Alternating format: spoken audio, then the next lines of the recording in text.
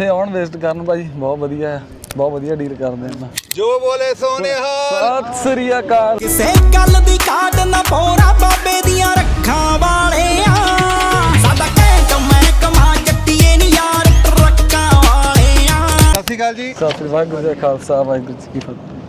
ਵਾਹਿਗੁਰੂ ਦਾ ਖਾਲਸਾ ਵਾਹਿਗੁਰੂ ਜੀ ਫਤਿਹ। ਭਾਜੀ ਇਹ ਦੱਸੋ, ਜਸਵੀਰ ਬੇਟਾ ਇਹ ਤੁਹਾਡਾ ਟਰੱਕ ਹੋ ਗਿਆ ਰੈਡੀ, ਥੈਂਕ ਯੂ ਭਾਜੀ। ਤੇ ਇਹ ਦੱਸੋ ਆਪਣਾ ਐਕਸਪੀਰੀਅੰਸ ਕਿੱਦਾਂ ਰਿਹਾ ਯੂਐਸਏ ਟਰੱਕ ਸੇਲ ਨਾਲ? ਬਹੁਤ ਵਧੀਆ ਭਾਜੀ, ਹਰ ਚੀਜ਼ ਹੀ ਬਹੁਤ ਈਜ਼ੀ ਸੀਗੀ, ਬਹੁਤ ਗੁੱਡ ਐਕਸਪੀਰੀਅੰਸ ਰਿਹਾ ਭਾਜੀ।